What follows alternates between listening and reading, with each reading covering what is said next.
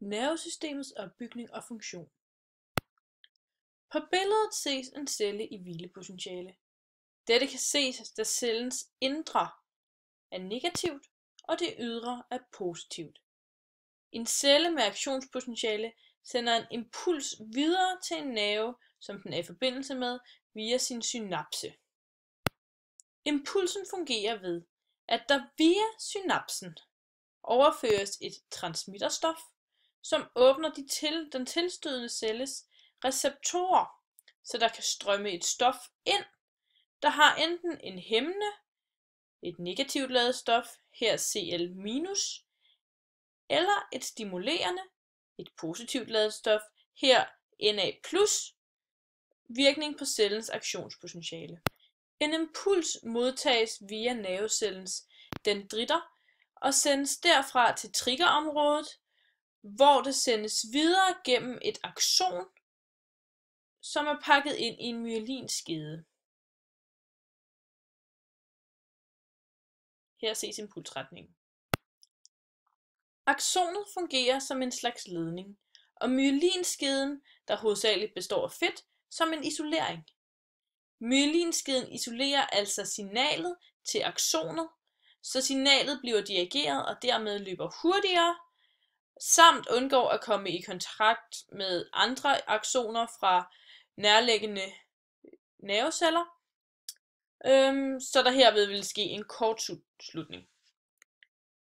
Mellem myelinskiderne findes ranvierske indsnøringer, hvori der findes natrium- og kaliumkanaler samt natrium- og kaliumpumper.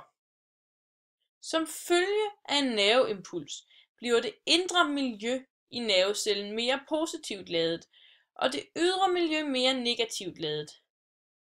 Natrium- og kaliumpumperne genopretter balancen efter en nerveimpuls. På billedet ses en natrium-kaliumpumpe, og den fungerer ved hjælp af såkaldt ATP, som er et energistof, eller en form for energi, og den pumper natrium-kalium. Nej! Vi prøver lige igen. Figuren viser, hvordan der bliver pumpet natrium og kalium ind i cellen og ud af cellen ved hjælp af et transportprotein, som bliver kaldet natrium-kaliumpumpen, eller natrium-kalium-ATP-asen. Og den forbruger ATP, 1 ATP per 3 natrium plus ioner og 2 kalium plus ioner.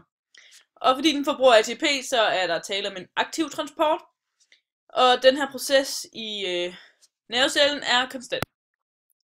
Der bliver som sagt pumpet en masse positivt og negativt ladede ioner ind og ud af cellen, eller kun positivt ladede ioner, der bliver pumpet ind og ud. Resten de kommer ind igennem receptorerne. Og de påvirker cellens enten hvile- eller aktionspotentiale. Hvis der sker en stimulering, det vil sige, at der bliver tilført et positivt ladet stof, så sker der en spændingsforskel.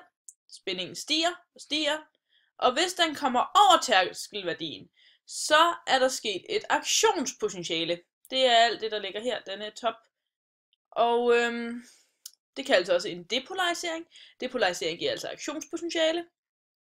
Og når det har nået sin top, når der er maks mængde ioner pumpet ind, så vil ikke pumpet ind, stadigvæk de er bare kommet ind, så vil den begynde at repolarisere ved at forsøge at gøre den negativ igen. Så der bliver åbnet for nogle andre receptorer, som sørger for, at der kommer nogle andre stoffer ind og ud, som altså får spændingen til at falde, og de er lidt langsommere om at stoppe igen. Så derfor så falder den lidt ned under hvilepotentialet, for de begynder først at lukke omkring tærskelpotentialet. Jeg må se, at den her kurve den går ret lige ned, og så omkring tærskelpotentialet der flader den lidt ud. Indtil den kommer under hvilepotentialet. Det kaldes en hyperpolarisering. Og den bliver så stille og roligt rettet ud igen.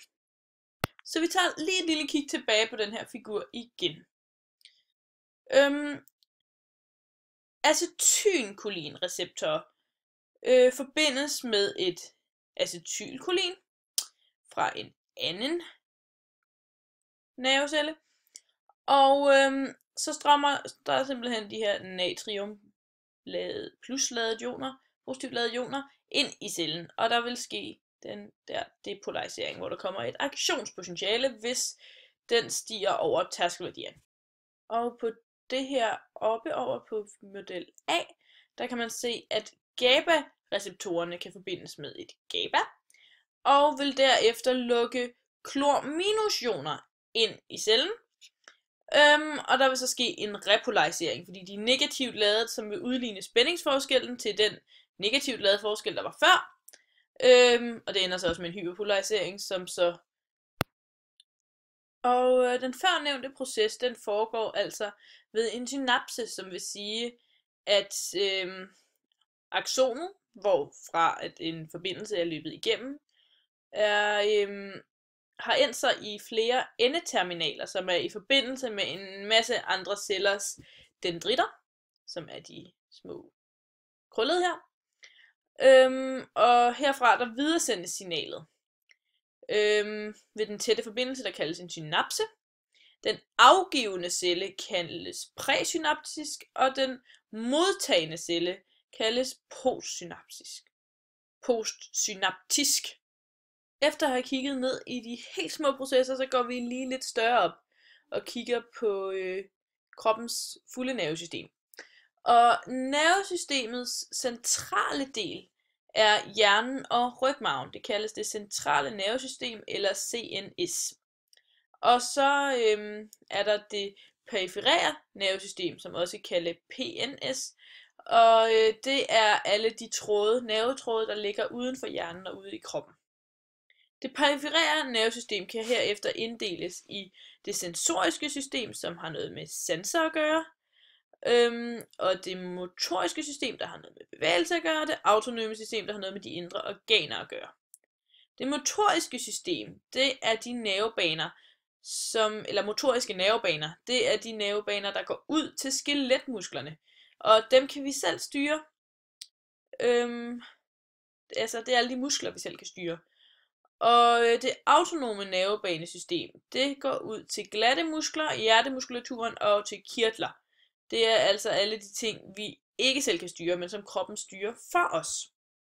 Så er der det sensoriske system, som er beskeder, der går fra et påvirket område og så til hjernen.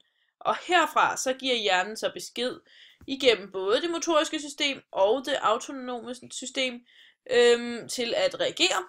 Hvis man for eksempel brænder sig, så vil det motoriske system sørge for, at man hurtigt får flyttet hånden, og det autonome system, det vil så sende en masse ting ud for at forsøge at dæmpe og hele og køle forbrændingen. Det autonome nervesystem har altså forbindelse til de indre organer. Det autonome nervesystem styres af sympatikus og parasympatikus, der begge er en del af centralnervesystemet. Der går 2 sæt autonome nervesæt fra hver af kroppens indre organer. Et til sympatikus og et til parasympatikus.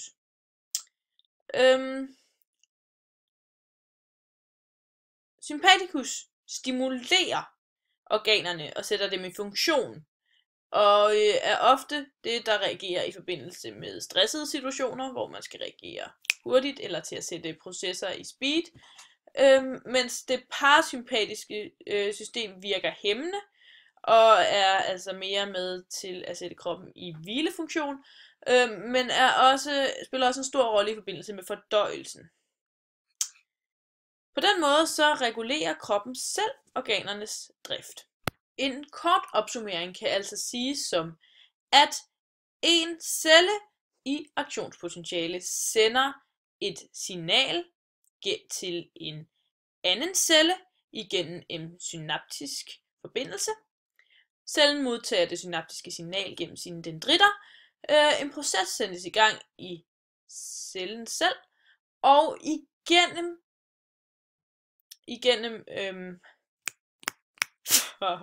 igennem aksonet, der sendes signalet videre til cellens endeterminaler, der alle er i forbindelse med en anden celle, kan være i forbindelse med op til 100 celler, som derefter modtager deres signal på samme måde, som vores første celle modtog sit signal igennem en synaptisk forbindelse. Og den videreleverende proces fungerer ganske kort ved, at nogle transmitterstoffer åbner for nogle receptorer, så stoffet det kan strømme ind og forårsage en repolarisering eller en depolarisering. Det kommer så an på, om vi har med et hæmmende eller et stimulerende nervesignal at gøre. Et hæmmende nervesignal ville lukke minusjoner ind, og et stimulerende nervesignal ville lukke plusjoner ind. Dette vil endvidere forårsage, i fald at der bliver talt om plusjoner, og at vi er ude på at få et aktionspotentiale, vil det forårsage en stimulering, der vil forårsage en depolarisering, som vil få cellen til at forårsage en repolarisering, der vil ende med en hyperpolarisering, som cellen selv genopretter. I depolariseringen stiger den muligvis over tærskelværdien og får altså sit eget aktionspotentiale, og kan hermed også sende stoffer videre til andre celler. Hvis der bliver sendt for lidt stimulation afsted, så stiger den ikke over tærskelværdien og kan altså ikke sende signalet videre til de andre celler. Og sympaticus virker stimulerende og vil altså forårsage aktionspotentiale i cellerne, mens parasympaticus virker hæmmende og vil i fleste tilfælde forårsage hvilepotentiale hos celler og virke hæmmende. Så mother på far, og undskyld sprogbrug og fumlen.